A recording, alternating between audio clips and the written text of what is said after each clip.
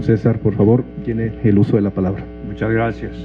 Buenas tardes. Gracias primero que nada al diputado Mier y al diputado Juan Ramiro Robledo por hacer voltear a ver a las agrupaciones políticas nacionales. Lo quiero decir públicamente, es la primera vez que los diputados abren sus puertas para escuchar a los que no tenemos partido. Muchas gracias por esta distinción.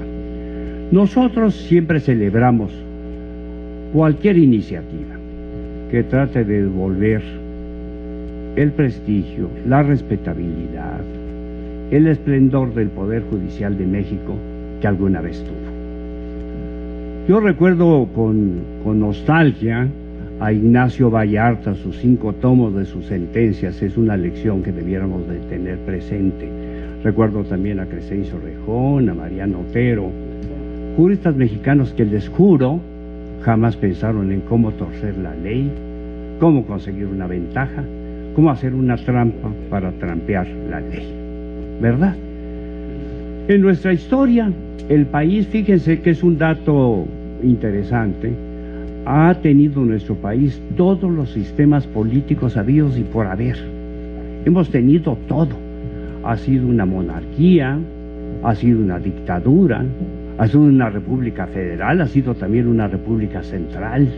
En el Congreso de 57 hubieron varios intentos para hacer de nuestro país una república parlamentaria, que no lo fue, pero tenía esa orientación. Hemos hecho todo y al final concluimos con el modelo mexicano de un sistema presidencial con los aciertos y los defectos que todos conocemos. ¿Por qué no hacer lo mismo en el Poder Judicial? También ahí se han ensayado todos los métodos que hay para seleccionar a los ministros de la Corte y a los jueces y magistrados. Se han ensayado todos y es correcto, no hay un método infalible. Todos son perfectibles y todos son posibles de mejorar. Pero cuando algo no funciona, hay que cambiarlo. Yo creo, con toda pena lo digo, que el Poder Judicial de México ha perdido su apego a la moralidad. ¿Por qué digo esto? Porque estamos hablando de los jueces, de las personas, mujeres y hombres en quienes confiamos para que administren justicia. No es una situación menor. Hay ahí un compromiso importante con la ética y la moral. Quienes estudiamos alguna vez derecho en sus vertientes importantes, conocimos las discusiones eternas sobre la distinción entre la moral, la ética y el derecho. Yo creo que los señores ministros de la Corte ya se olvidaron de eso. No les importa, es el dinero. El dinero ha echado a perder al Poder Judicial de la Federación. Vean ustedes, con el aumento de la población, era imprescindible que tenía que aumentar el presupuesto para el Poder Judicial de la Federación. Era necesario, había que darle mayor presupuesto, se le dio mayor presupuesto. Y de ahí viene el que los ministros dispongan de mejores salarios, mejores instalaciones, que se modernice el Poder Judicial. ¿Pero qué ha ocurrido con eso? Cada año el Poder Judicial pide más y más. Y como cualquier institución, que no es un pecado, tienen subejercicios anuales. La ley dice que el sobrante, el subejercicio, debe enterarse a la Tesorería Superior de la Federación. Lo que no se gasta se debe regresar a la Tesorería, no quedarse con ese dinero porque es dinero público. En la Corte yo fui diputado y presenté una iniciativa para que se le diera al Poder Judicial un porcentaje anual del presupuesto de egresos de la Federación, lo que le daría la certeza presupuestaria necesaria. Pero ¿qué pasó con el dinero? El dinero echó a perder al Poder Judicial de la Federación, porque primero los excedentes, en vez de reintegrarlos a la Tesorería, como dice la ley, se quedaron con ese dinero y lo gastaron en frivolidades con el argumento de que si devolvían dinero el año siguiente ya no les darían la misma cantidad que pidiera. Se quedaron con el dinero. Primero lo gastaron en frivolidades y después, lo que es imperdonable, era tanto el dinero que sobraba anualmente que crearon fideicomisos. Es decir, si ustedes como ciudadanos común y corriente como soy yo, pensamos quiénes son los legitimadores de las empresas fantasmas, es la Suprema Corte de Justicia de la Nación. Ellos inventaron los fideicomisos fantasmas para guardar allí el dinero y después aprovecharlo en fines que a lo mejor son lícitos, pero no son legales. Es dinero público, no es de ellos. Nunca debieron crearse esos fideicomisos con dinero público para que dispongan a su entera satisfacción. ¿Por qué ocurre eso? Porque el presidente de la Corte es al mismo tiempo el presidente del Consejo de la Judicatura. Es decir, con una cachucha gasta el dinero, se cambia la cachucha, se pone otra y se rinde cuentas a ella misma. No es posible que este fenómeno ocurra todos los días y nadie diga nada. Yo fui diputado en alguna otra ocasión también y presenté una iniciativa para evitar que esto ocurriera. Mis amigos diputados, no Juan Ramiro, que pues tengo el gusto de conocerlo de algún tiempo, pero me dijeron, no lo hagas, César Augusto, se va a enojar el ministro Góngora. Yo presenté la iniciativa y por supuesto que no transitó. Naturalmente que este asunto, amigas y amigos, ha pervertido el desempeño del Poder Judicial. Porque si es sancionable en una persona común y corriente cuando dispone de esta manera de su dinero, es insostenible cuando se trata de las mujeres y hombres que imparten justicia. El debate sobre la moral y la justicia, la moral y la ética. Aquí tenemos en México la experiencia del maestro Hans Kelsen, la teoría pura del derecho, ¿verdad? Estudiamos esto, discutimos esto, pero nos entra por un oído y nos sale por otro, ¿verdad? Porque yo creo que la institución del Poder Judicial, que tiene a su cargo esta responsabilidad, está violando primero la ley que le obliga a devolver lo que no eroga, lo que no gasta. Está violando la ley que le obliga a la rendición puntual de cuentas. Está violando la ley que dice que ningún servidor público puede ganar más dinero que el presidente de la República. Hay más de 2,000 funcionarios en el Poder Judicial que ganan más que el presidente de la República. Está violando la ley que impide el nepotismo en la administración, cualquier tipo de que se trate. Ahí hay derecho familiar, y lo digo coloquialmente, diputado Mier, es un desempeño familiar, pero no porque se refieran al derecho familiar, sino porque lo hacen entre familia. La esposa, el sobrino, el tío administran la justicia. Por eso siempre damos la bienvenida a cualquier reforma que regrese el prestigio que alguna vez tuvo el Poder Judicial en México. Claro que le damos la bienvenida a la reforma. Yo creo que otra vez tiene un problema. Tiene un problema. El problema es querer poner en la Constitución hasta los mínimos detalles del tema de que se trate. Yo creo que ese es un error. Es producto de esa afición de los presidentes de quedar en la Constitución. Más de 600 reformas a la Constitución desde 1917. El artículo 41 que mencionó el diputado Mier es un horror. Debiera desaparecer de la legislación.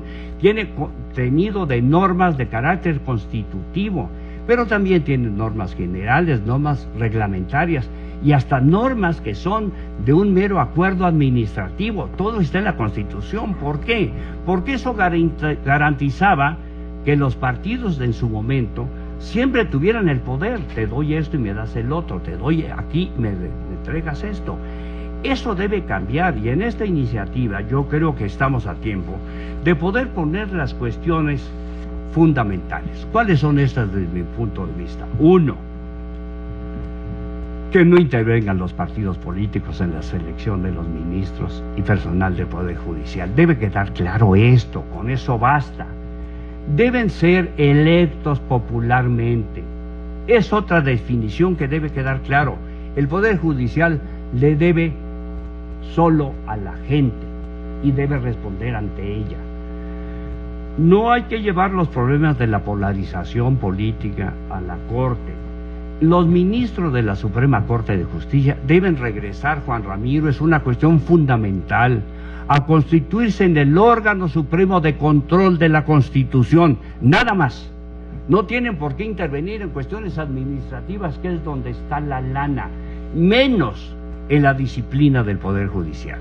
Yo acabo de leer un documento que es vergonzoso de la visitaduría del Poder Judicial.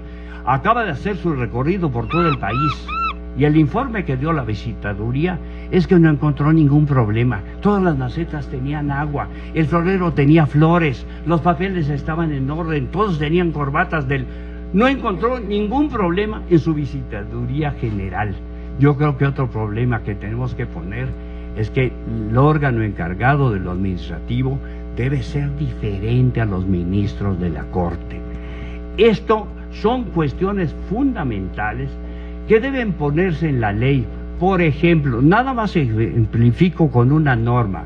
La norma constitucional debe decir: cada poder de la Unión tendrá derecho a proponer 10 candidatos a los ministerios superiores de la Corte de Justicia de la Nación.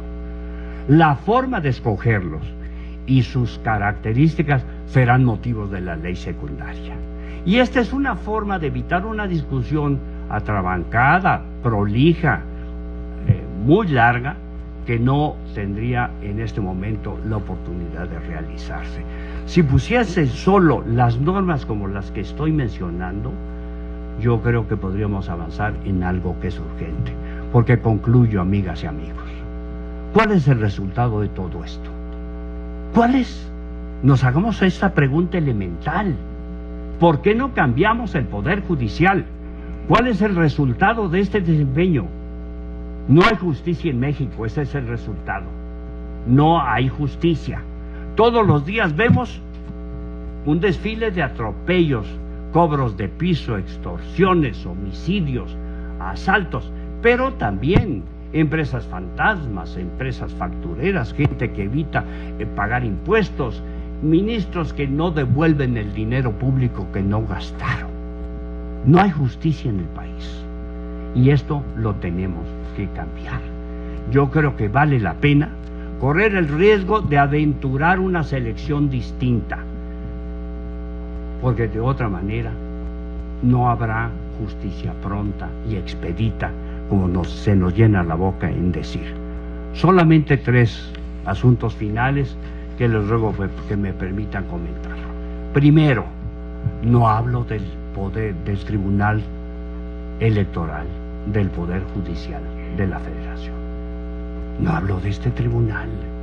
No merece que hablemos de él. Hay 7 peleoneros que no se ponen de acuerdo nunca. ¿Por qué no se ponen de acuerdo? Bueno, yo pienso porque el maestro Vallarta y don Crescencio Rejón están discutiendo la solvencia moral de sus sentencias. No, señores, no se ponen de acuerdo por el manejo del dinero. ¿Por qué te tocó esta comisión? ¿Por qué fuiste a este viaje? ¿Por qué no me dan el manejo del personal? 7 señores que no se ponen de acuerdo nunca. Luego quedaron 5 y ahora parece que hay 3. Hay 3 que son los que deciden la calificación de las elecciones. Esa es la verdad. ¿Por qué no regresamos a la autocalificación? ¿De dónde se volvió? Es un mito. ¿Por qué se volvió un mito? Es algo que a los diputados les debieron enorgullecer. La autocalificación, el poder soberano de la Cámara de Diputados autocalifica su elección. ¿Cómo permiten que en vez de este foro plural, violento, entretenido, sabio, califique su elección y lo dejan en mano de 7 peleoneros que ahora ya son 3? No vale la pena hablar de eso. Y en el Poder Judicial, amigas y amigos, yo perdí un amparo y dejé abandonados a los jubilados de Mexicana de Aviación. ¿Por qué perdí el amparo? ¿Porque el abogado es muy malo? No. Soy malo, pero no tanto. Ganamos todas las instancias del amparo necesarios. Llegamos al colegiado. El presidente del colegiado nos dio la razón. No digo, tienes razón, hombre. No hay tiempo para explicarlo, es absurdo lo que pasó. ¿Saben cómo resolvió la Corte el asunto? Cambiaron a 2 de los ministros, de los magistrados del tribunal colegiado. Nombraron a 2 personas, como antes de la revolución, ex profeso, para que atendieran mi asunto. Votaron en contra en 2 minutos y se acabó. Y háganle como quieran. Porque como la Corte, dicen en una expresión que no me gusta, pero es común, es la casa de jabonero, todos están metidos en lo mismo, los medios, los periodistas, los políticos, por aquello de que algún día tengamos un problema con los jueces y no queremos nadie tener problemas con los jueces. Yo represento a una organización política que se llama Alternativa. Hemos promovido la reforma del poder. La reforma del poder. La reforma de los partidos políticos. La reforma del sistema electoral. Yo escuché que está también posible la discusión de este asunto tan delicado en nuestro asunto. Y lo voy a decir con toda franqueza. Cuando se instaló esta legislatura, Alternativa, que es el nombre de mi agrupación política, mandó un documento con nuestras propuestas electorales a todos los senadores, porque ahí se originó el asunto, y luego a los coordinadores de las fracciones parlamentarias de la Cámara. Algunos acusaron recibo y otros nos ignoraron por completo. Gracias, diputado Mier, por darnos esta oportunidad. Muchas gracias.